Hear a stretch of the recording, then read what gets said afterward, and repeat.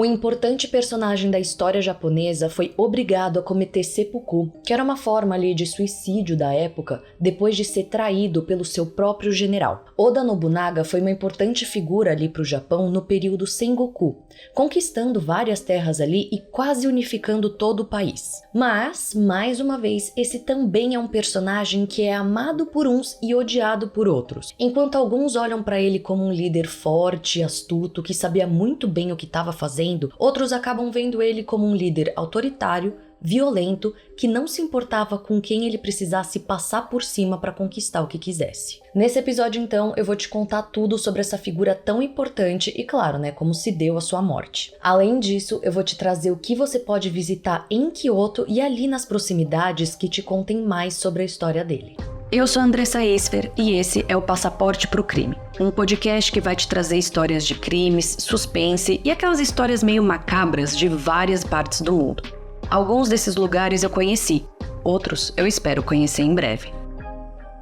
Oda Nobunaga nasceu em 1534 no castelo de Nagoya, na cidade de mesmo nome. Ele era filho de Dota Gozen e de um cara chamado Oda Nobuhide. O seu pai, no caso, logo se tornou o dono do castelo Nagoya, enquanto seu filho ali tinha poucos anos de idade. Ao longo da sua infância e da sua adolescência, o Nobunaga ficou conhecido por ter um péssimo comportamento, com alguns, inclusive, chamando ele de algo como delinquente ou o grande tolo. Há quem diga que ele era, na verdade, excêntrico e meio desleixado, mas de qualquer forma, isso preocupava bastante a galera que estava ali ao seu redor, já que, claro, ele era o herdeiro de tudo que seu pai tinha. E bom, nesse período que o Nobunaga estava vivendo, o Japão estava passando pelo período conhecido como Sengoku. Esse período, na verdade, rolou entre os séculos XV e XVI e ficou conhecido também como a Era dos Estados Combatentes. Basicamente, o Japão estava dividido nessa época entre vários feudos, cada um controlado por um daimyo, que lutava tanto pelo poder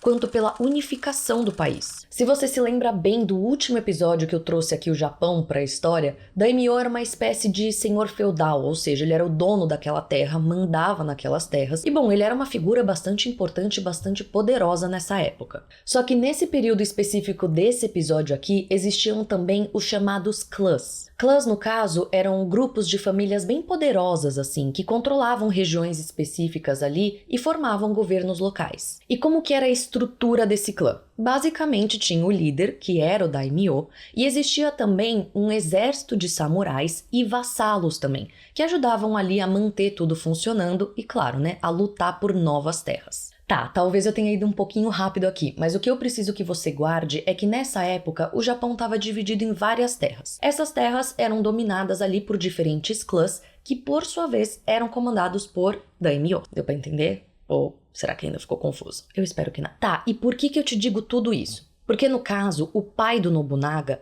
ele foi um daimyo e ele foi chefe de um clã muito importante dessa época, que era o clã Oda. Só para efeitos de curiosidade aqui, o clã Oda realmente foi um dos principais dessa época, junto com os Takeda, os Uesugi e os Hojo. Então beleza, o pai do Nobunaga era então chefe do clã Oda, que tinha ali a região de Owari.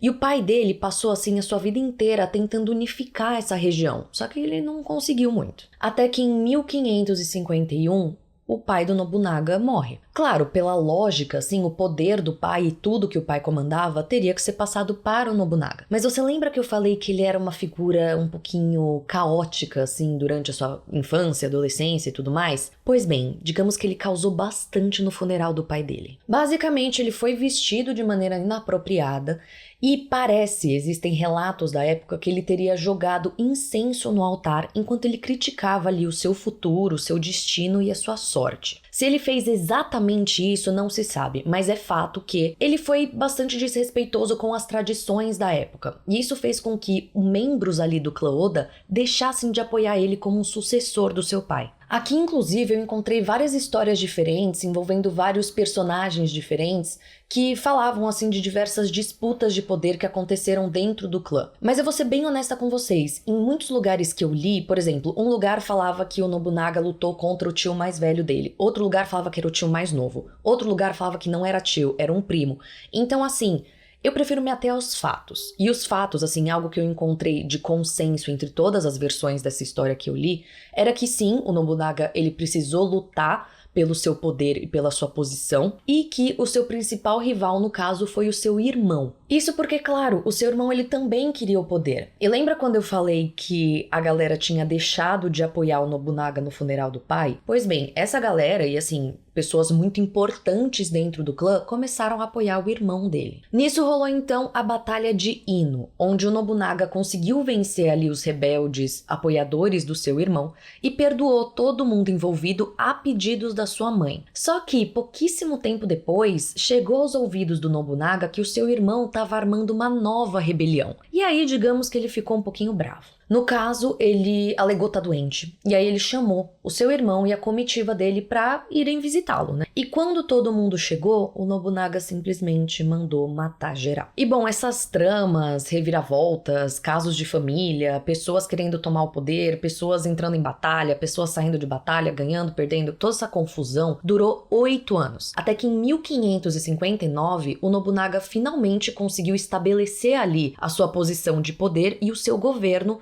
na província de Owari. Eliminada então toda a concorrência interna dentro do clã, chegou a hora então de começar a lutar com a galera de fora. Então, no ano seguinte, mais especificamente em 1560, um inimigo antigo do clã Oda apareceu de novo. Era ele Imagawa Yoshimoto. E no caso, o que ele queria era expandir o território dele, né? Então tomar ali a província de Owari para ele. No caso, o Yoshimoto era simplesmente um dos principais daimyosa ali da região daquela época e fazia fronteira com a província de Owari. E assim, gente, ele era muito poderoso mesmo. Na época, estima-se que ele tinha um exército de tipo 25 mil homens. O Nobunaga, em outra partida, e só para vocês terem efeito de comparação aqui, tinha algo em torno de 2 ou 3 mil homens, assim. Então, claro, gente, era uma batalha completamente perdida. Só que no caso não foi. No caso, o nosso personagem principal simplesmente conseguiu atacar o exército inimigo de surpresa, aproveitando tanto a geografia do lugar quanto uma tempestade que começou a rolar ali. Nisso, mesmo estando em muito menor número ali, ele conseguiu vencer a batalha. Eu acho que eu nem preciso dizer que com isso, com essa vitória, o Nobunaga começou a ser visto com outros olhos, assim. Afinal de contas, ele tinha se provado ser um excelente líder militar, e então várias pessoas, incluindo vários samurais, começaram a jurar lealdade a ele. Mas para além então dele se mostrar como um excelente líder militar, assim, o Nobunaga também se mostrou como um líder bastante inteligente, astuto, mas também violento e autoritário. Por exemplo, ele aboliu a cobrança de pedágio em todas as estradas ali na região numa forma de tentar enfraquecer os seus inimigos financeiramente falando, né? Além de ter feito várias mudanças na província de Owari, visando dar um boom assim na economia. E todas essas mudanças dele de fato deram certo, tanto que ele conseguiu com o tempo estabelecer uma boa base econômica assim, e com isso já começar a planejar os próximos passos. No caso, ele tinha como objetivo as cidades de Kyoto e Osaka. Então além de tudo isso que eu falei, ele também era um líder um tanto quanto ambicioso. Mas ambicioso ou não, fato é que com o tempo ele conseguiu chegar lá. Ele, no caso, foi costurando as suas alianças, fazendo as suas movimentações, o famoso dando os seus pulos, até que em 1568 ele conseguiu ajudar um aliado seu a tomar Kyoto. Esse aliado, então, que era um cara chamado Ashikaga Yoshiaki, ele ficou muito feliz com aquela situação. Afinal de contas, ele estava tentando tomar Kyoto já fazia muito tempo. Só que a alegria dele durou pouco. Isso porque o Nobunaga, no caso, tomou o poder dele, assim, alguns anos depois. E assim, eu trago esse acontecimento aqui, não só porque com isso o Nobunaga conseguiu tomar Kyoto, que né, era uma cidade importante que ele queria, mas porque também essa movimentação do Nobunaga marcou um período muito importante da história japonesa. Era o fim, então, do shogunato Ashikaga e o começo do período Azuki Momoyama. Inclusive, para efeitos de curiosidade, foi nessa época que o Nobunaga construiu o castelo de Azuki, que foi uma construção bem famosa e diferente para a época. E nisso, então, ele passou a governar todo o Japão Central, usando exatamente o castelo de Azuki que ele tinha construído, né, como sede. Aqui eu até tô deixando pra vocês, a galera que está vendo a versão em vídeo, uma imagem que eu achei do mapa do Japão na época. Esse mapa mostra, assim, um território pititiquinho, assim, roxo, que era o território inicial do clã Oda. Depois, a parte que basicamente é todo o Japão Central, que tá pintado de um roxinho claro, assim, que é quase um cinza, é, no caso, tudo que o Nobunaga conseguiu conquistar. Ou seja, isso dá pra ter uma noção, assim, e pra galera que não viu o vídeo no caso, que o Nobunaga ele tomou grande parte do Japão Central, ele fez grandes avanços. Mas bom, só retomando uma ideia que talvez tenha passado um pouquinho batido. Você lembra que eu falei que o Nobunaga também se provou como um líder bastante autoritário e violento? Pois bem, pra conseguir conquistar tudo isso que eu falei pra vocês que ele conquistou, né, ele precisou tomar uma série de medidas e fazer várias coisinhas ali pra ir conquistando terras aqui e acolá. E nisso, digamos que ele não poupou nada nem ninguém. Nem mesmo a religião. O Nobunaga, no caso, ele ia destruindo qualquer templo budista que ele encontrasse pelo caminho, executando os sacerdotes que, sei lá, de alguma forma fossem relacionados com seus rivais. E por sacerdotes eu quero dizer figuras bastante influentes ali na época, assim, pessoas bem importantes. Claro que eu acho que eu nem preciso pontuar, mas claro que eu vou pontuar de qualquer forma. Isso não agradou muita gente. Um exemplo bem forte disso foi a destruição do complexo em Hyakuji, no Monte Hiei, ali perto de Kyoto, em 1571. Nessa ocasião, o Nobunaga estava preocupado com o poder do mosteiro e o exército de monges guerreiros que eles tinham. Porque sim, eles tinham um exército de monges guerreiros que simplesmente desciam ali da montanha sempre que eles queriam cobrar algo. O Nobunaga, no caso, fez as suas tropas cercarem e incendiarem a floresta do monte, o que não só destruiu o templo, mas matou algo em torno de 20 e 25 mil homens, mulheres e crianças. Ainda nesse âmbito da religião, o Nobunaga ele incentivou bastante o trabalho de missionários cristãos no Japão. Não por fé ou crenças pessoais, mas porque o Nobunaga sabia que esses missionários cristãos, eles poderiam trazer algumas coisinhas para o Japão,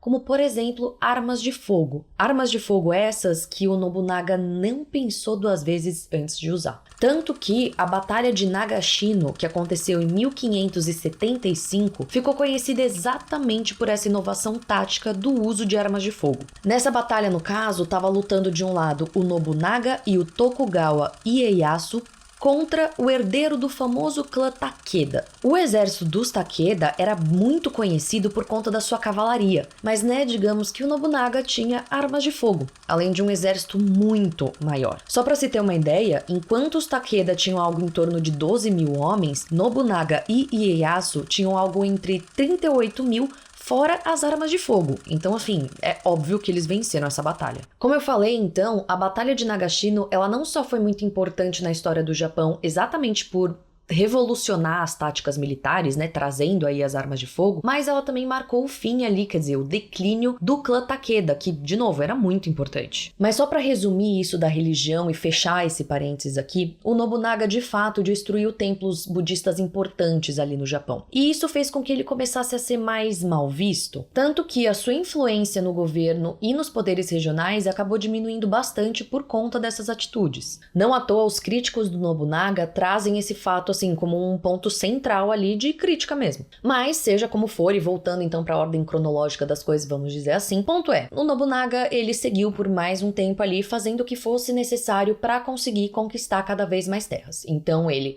formava alianças, travava batalhas, destruía templos, enfim, ele fazia o que fosse preciso para conseguir unificar o Japão. Até que a gente chega ao ano de 1582. Em 21 de junho desse ano, assim, mais especificamente, o Nobunaga ele estava no auge ali da sua carreira. Então, assim, ele tinha uma série de vitórias para botar no seu currículo, no seu portfólio. Ele estava arrasando em tudo que ele estava fazendo, só que, claro, ele ainda tinha muitas frentes de batalhas abertas. Então, seu exército estava ali, cada um no seu quadradinho, resolvendo as tretas que ele tinha. Nisso, o Nobunaga decidiu que era hora, então, de lançar uma campanha na parte ocidental do Japão. E para isso, ele teve que passar ali por Kyoto. Toda vez que ele ia para Kyoto, ele acabava ficando no templo Honnoji, que para ele era um lugar assim realmente de descanso. Então ele estava ali com um grupo bem seleto de pessoas. Ele estava com alguns oficiais da corte, alguns comerciantes, alguns artistas também, e com um grupo pequeno assim de homens que estavam fazendo a sua segurança, já que, como eu comentei, grande parte do exército dele, se não todo o exército dele, estava ali em diferentes frentes de batalha.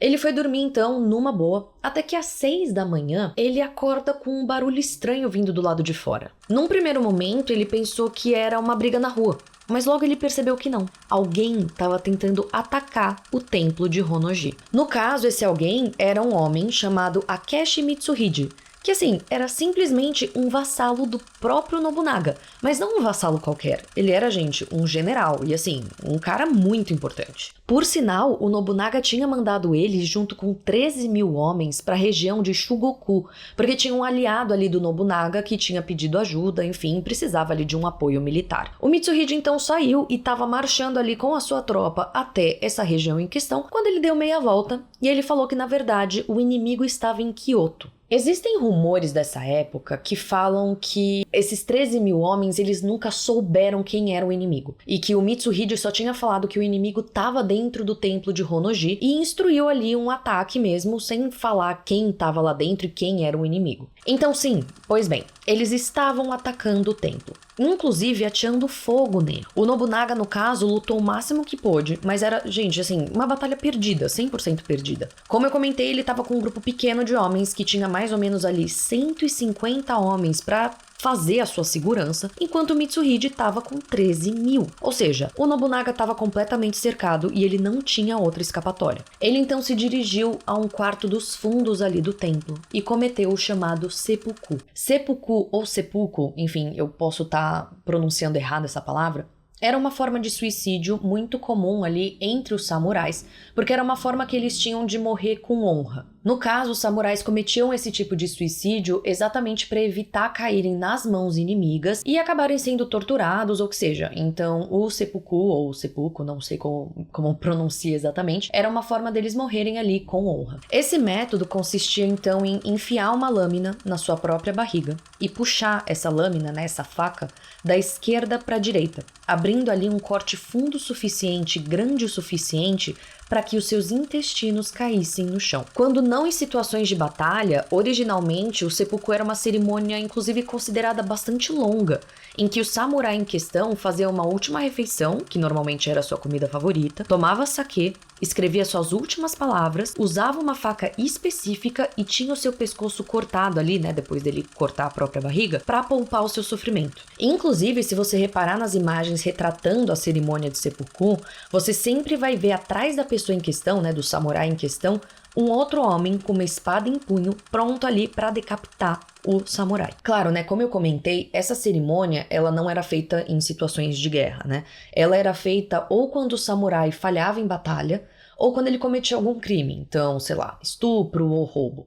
No caso, ele voluntariamente se declarava culpado, ia até o seu shogun, né, se declarava culpado, e tinha então toda essa cerimônia. Mas claro, então, né, em situações de guerra, como era o caso do Nobunaga, obviamente não tinha nada disso. O Nobunaga foi sozinho, cortou a sua barriga e morreu ali de uma forma mais lenta, querendo ou não, do que, né, sendo decapitado. Aqui no caso, eu me sinto na obrigação de te trazer outras versões da morte do Nobunaga. Isso porque sim, existem diferentes relatos. Um deles fala que o Nobunaga teria morrido queimado junto com o templo ali, né? Afinal de contas, atearam fogo no templo, o templo tava pegando fogo, e que o Nobunaga teria morrido queimado numa forma de uma vingança divina pelo que ele teria feito com o templo em Ryakuji. Mas outra versão diz que, na verdade, ele teria sido assassinado mesmo pelo Mitsuhide, do tipo, pelas mãos do Mitsuhide. Ou também há quem diga que o Mitsuhide obrigou o Nobunaga a cometer o seppuku, a fazer o seppuku na frente dele. Vou te falar aqui que essas outras versões, elas sim aparecem, tem lugares que você encontra essas diferentes versões, mas elas são muito poucas. Assim, existe um grande consenso de que o Nobunaga, na verdade, teria ido para um quarto nos fundos e cometido o seppuku sozinho. Mas eu gosto de trazer essas outras versões porque, enfim, são histórias muito antigas e que acabam tendo diferentes versões e tal, e aquela coisa, né? Você vai escolher acreditar no que você quiser acreditar. Ponto é que, sim, o templo queimou, de fato, e o corpo do Nobunaga nunca foi recuperado. E talvez você tenha ficado com dúvidas do porquê que o cara se revoltou contra o Nobunaga. Com o passar do tempo, mais de 50 teorias foram levantadas e estudadas. Só que digamos que ninguém conseguiu bater o martelo ali. Por exemplo, uma teoria que surgiu e que foi bem forte assim, é que o Nobunaga seria bem filho da mãe, com o Mitsuhide por filho da mãe. Foi mal, né, gente? Eu preciso melhorar meu vocabulário. Eu quero dizer do tipo, maltratava ele, humilhava ele publicamente. Realmente, assim, era uma pessoa bem nada legal de se ter por perto. Mas existem outras teorias que falam que, na verdade, o Mitsuhide tinha uma ambição política e queria tomar o poder ali no lugar do Nobunaga. Ou que, por exemplo, ele não era a favor do que o Nobunaga estava fazendo. Ou até mesmo que o Mitsuhide tinha perdido a sua mãe por conta das atitudes do Nobunaga, e então ele culpava o Nobunaga por isso, e encontrou ali no templo uma forma de se vingar. Enfim, a lista é enorme. Tem também, acabei esquecendo de mencionar essa teoria, tem também a teoria de que o Mitsuhide, na verdade, tinha se provado leal, enfim, tinha jurado ser leal, na verdade, a outras pessoas, inimigos do Nobunaga. Enfim, assim, existem teorias de tudo quanto é forma, e o fato é, nenhuma delas foi comprovada. Então, se te perguntarem, tá, por que ele fez isso? A resposta é, não se sabe. Mas eu também gosto de falar que eu gosto de especular e pensar o porquê que ele fez isso. Aí eu agora tô pensando, por que será que ele fez isso? Eu gosto da teoria de que ele tinha ambição política mesmo. Pra mim é o mais óbvio, assim, do tipo, ele queria tomar o poder, até porque eu vou continuar a história aqui. Mas seria legal a teoria de que, na verdade, ele só queria se vingar porque o Nobunaga era um filho da mãe. Não sei. Não sei. Mas só pra finalizar a história do incidente de Honnoji, que foi exatamente como esse incidente ficou conhecido, né? Então, tudo isso que aconteceu no templo de Honnoji ficou conhecido como o incidente de Honnoji. Pois bem, eu acabei não comentando antes porque não era tão relevante assim, mas o Nobunaga, ele chegou a ter um filho ao longo da sua vida. E esse filho, então, seria exatamente o herdeiro de tudo que o pai, o Nobunaga, tinha construído. A questão é que o filho do Nobunaga também morreu no incidente de Honnoji. Nobutada, que no caso era o filho, ele não estava no templo em si, mas ele estava ali nas proximidades. Inclusive, ele tinha ido para lá com o seu pai. Ele tentou ir ao resgate do pai ao ver que o templo estava sendo atacado. Ele lutou, e ele também acabou cometendo seppuku ao perceber que simplesmente assim não tinha como vencer aquela batalha. E bom, depois que o Nobunaga foi assassinado, digamos que o que o Mitsuhide fez? Tomou o poder, meus amores. Por isso que eu falo que essa pode ser uma teoria bem forte, assim. Só que, sinceramente, essa alegria dele durou bem pouco. Isso porque ele foi assassinado pelo principal general ali do Nobunaga,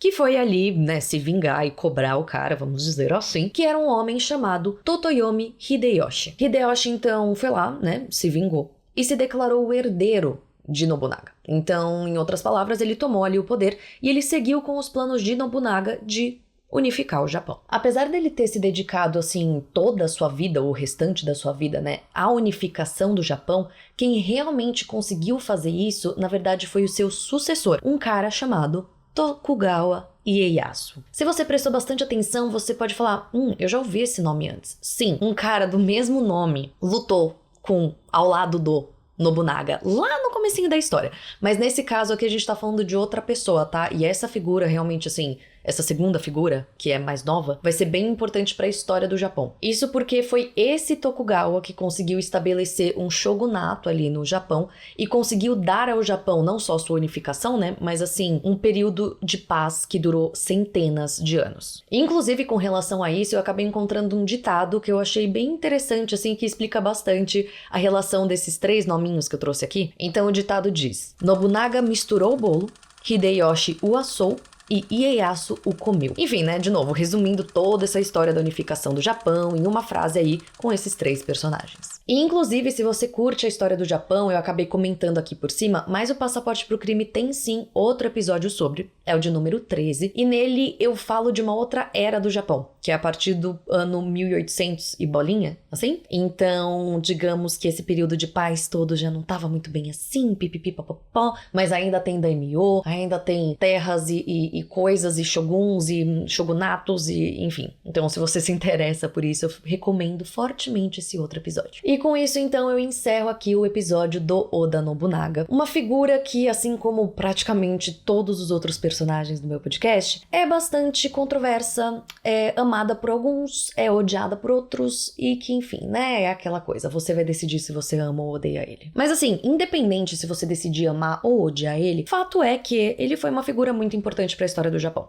Isso é assim, não se pode discutir. Mas antes de encerrar esse episódio em questão, eu gostaria de trazer para você, minha querida ouvinte, ou meu querido ouvinte, lugares que você pode visitar em Kyoto ou perto ali de Kyoto que te ajudem a se aprofundar nessa história que eu te contei. Inclusive, eu tô vendo uma movimentação muito grande de pessoas ao Japão. Eu sei que o governo japonês estava incentivando o turismo e realmente, assim, eu tô vendo uma galera indo pra lá. Então, se você for, e se você visitar algum lugar que eu trouxe ou nesse episódio ou no outro episódio, me marca. Eu vou adorar ver. Assim, posta lá no seu Instagram ou no TikTok, onde você quiser, e me marca. Nas duas redes eu tô com o @AndressaIsfer. Eu vou ficar muito feliz em ver que, tipo, alguém seguiu as minhas dicas. Pois bem, o primeiro lugar que eu quero trazer é o Castelo de Azuki, que querendo ou não apareceu aqui no episódio. No caso, o castelo em si, infelizmente, não existe mais. Isso porque, logo depois, assim, da morte do Nobunaga, o castelo foi tomado por Mitsuhide e ele foi queimado em 1582. Agora, quem queimou o castelo também é uma grande incógnita, porque existe o boato de que foram pessoas, tipo, foi a população mesmo que tentou, assim, roubar as coisas de dentro do castelo e tacou fogo e tudo mais, mas existe o boato também que foram pessoas ligadas ao Nobunaga numa forma de tentar vingar a morte dele. O ponto é que esse castelo, ele foi realmente, assim, muito importante para a história do Japão, não só pelo período histórico que ele foi inserido, que ele foi construído, né, mas também pela arquitetura. A arquitetura dele foi muito inovadora. Então, enfim, é um lugar bem bacana de se visitar. Mas tá, claro, né? Se eu acabei de te contar que não tem castelo, o que você iria visitar? No caso, seriam as ruínas dele e um museu. As ruínas são de fato ruínas, assim, não tem muito mistério aí. Mas pelo que eu vi das pessoas que visitaram, vale muito a visita. Teve muita gente que falou de uma série de fatores, né? Mas principalmente da vista. Parece que as ruínas oferecem uma vista maravilhosa, já que o castelo ficava, né, no topo de um morro. E é aqui que mora o pulo do gato, por quê? Para você chegar nessas ruínas, sim, você precisa subir um morro. Morro esse que é bem alto e teve gente falando que levou até 2 horas para conseguir subir. Tudo isso numa escadaria de pedra, que eu vi muita gente falando que tem pedras de diferentes tamanhos, assim, então que dificultava um pouquinho essa subida. E que, assim, de fato, não foi fácil chegar lá em cima. Mas seja como for, assim, das pessoas que subiram e que falaram que foi uma escalada em tanto, muita gente falou que vale a pena. Sim, tem a vista bonita, mas tem também placas ali explicando como que era a construção desse castelo, e tem algumas informações, mas não muitas. Eu já vou voltar a isso mais pra frente. Antes só de pular pro próximo ponto, né, que seria exatamente o museu, eu queria só ressaltar que esse castelo em si, ele não fica em Kyoto, mas ele fica perto ali de Kyoto. Pelo que eu tava vendo aqui, o castelo fica então na província de Omi e ele fica mais ou menos 1h15 de trem saindo de Kyoto. Então assim, eu diria que dá pra fazer um bate-volta ali. Não só pra conhecer as ruínas e tudo mais, mas pra conhecer também a cidade, sabe? Dar aquele rolezinho e tal, caso você seja desses. Mas óbvio, né? Tudo vai depender do tempo que você tem ali em Kyoto ou no Japão no geral e se você tá disposto a fazer esse tipo de coisa. Eu gosto de fazer bate-volta, assim, não ligo, na verdade, não é nem que gosto. Eu não ligo de fazer bate-volta, então seria algo que eu consideraria. E ali pertinho do castelo, na verdade, na base do morro do castelo, tem um museu que eu comentei pra vocês, que se chama Nobunaga no Yakata Museum. No caso, e ainda relacionado ao castelo, para você entrar nas ruínas e para você entrar no museu, você precisa comprar um ingresso. E aqui fica um detalhe interessante. Muita gente falou que dá pra você comprar tanto o ingresso junto quanto o ingresso separado, mas que valeu muito a pena comprar o ingresso junto. E mais do que isso, muita gente falou que vale visitar o museu primeiro antes de ir visitar as ruínas. Claro que essas pessoas não tinham o passaporte pro crime pra ouvir antes, pra entender o que eram aquelas ruínas, então muito provavelmente elas chegaram lá nas ruínas, olharam, leram uma plaquinha ou outra. Aqui entra aquele detalhe que eu comentei que tem informação, mas aparentemente não tanta informação assim. Então essas pessoas chegaram lá, leram essas informações, não entenderam nada, falaram, hã? E aí quando elas chegaram no museu, elas entenderam tudo. Mas claro, né, se elas tivessem escutado esse episódio antes, elas não estariam perdidas assim. Mas tudo bem.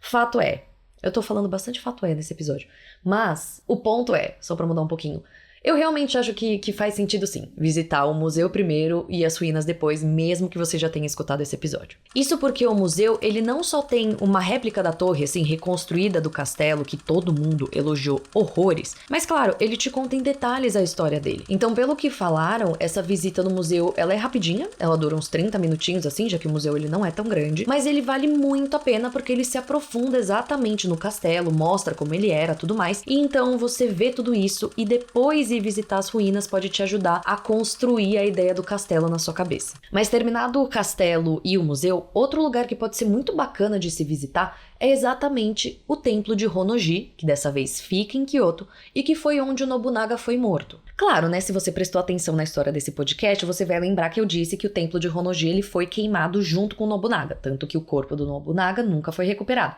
Mas, anos depois, em 1589, ele foi reconstruído, o templo, né, não o corpo do Nobunaga. O templo foi reconstruído, ainda em Kyoto, só que numa outra rua ali. E até sobre essa nova localização do templo, ele fica no meio de ruas cheias de lojas, assim. Então eu vi uma galera falando que o templo serve como um respiro, assim, no meio de uma área super movimentada, por um lado. Mas eu também vi uma galera criticando isso. Do tipo, pô, tem um templo super importante no meio de um monte de comércio, assim. Inclusive, mais um detalhe aqui no meio, eu vi uma galera falando que a entrada, pra você encontrar a entrada do templo é meio treta, tá? Então, dá uma boa pesquisada antes de ir, porque parece que o Google Maps, ele não te dá uma informação muito precisa. Enfim, eu confesso que eu dei bastante risada pesquisando sobre a visita e o que as pessoas acharam do templo de Honnoji, porque a grande maioria não achou nada demais, mas eles não faziam ideia do que era esse templo e toda a história que ele tinha e que ele tem, né, no caso. Então, enfim, eu acabei achando muito engraçado tudo isso. Porque, claro, pensa comigo, se você não conhece a história do templo, se você não conhece a história do Nobunaga, você tá lá fazendo compras, porque, de novo, né, ficar no meio de uma rua com um monte de comércio. Se você tá lá fazendo compras, aí do nada você se depara com um templo, você entra, você dá uma volta, você não sabe de um detalhe importante que eu já vou comentar, é que tem um museu lá dentro. Você vai achar uma bosta, pra não falar outra coisa. Assim, na verdade não necessariamente, né? Você pode achar o templo bem legal. Mas a maioria das pessoas não gostou e falou do tipo, um templo, nada demais. Porque as pessoas não tinham conhecimento nenhum sobre o que era aquele templo. E eu acho que elas não se esforçaram tanto pra, tipo, ler as placas ou se informar, ou procurar saber se tinha um museu lá dentro, porque aparentemente tem um museu lá dentro, esse tipo de coisa. Mas de volta então e trazendo mais detalhes dessa outra dica que eu falei que ia dar, sim, existe um museu ali no templo. Pelo que eu vi, esse museu ele fica no andar de cima do templo e parece que ele precisa de ingresso, né? Você precisa pagar pra entrar nele. Então pode ser também, aí eu vou ter que me... Qual que é o nome? Esqueci a palavra. Me retratar publicamente das pessoas que eu falei que não sabiam da existência do museu. Às vezes elas ficaram sabendo da existência do museu e não quiseram pagar. Essa também é uma possibilidade. Mas seja como for, da galera que visitou o museu, eu vi uma galera, né, falando que o museu é pequenininho, mas que ele traz informações muito bacanas ali, exatamente sobre o templo e sobre a história do Nobunaga. Um ponto importante que eu vi, uma galera que visitou esse museu, eu sempre fico repetindo muitas palavras, né, agora é galera. Se fizessem um drinking game com os episódios aqui do Passaporte pro Crime, a galera ia sair bem bêbada. Mas tudo bem. Sobre essas pessoas, vou mudar então, que visitaram o museu, eu vi que algumas delas comentaram que na época que elas foram visitar, poucas informações estavam traduzidas para o inglês. Então, assim, tinham várias informações escritas, mas só algumas estavam traduzidas para o inglês. E isso foi uma coisa que, né, querendo ou não é legal, porque afinal de contas elas não conseguiram entender ali o que se tratava um museu. Então, caso você vá visitar esse museu,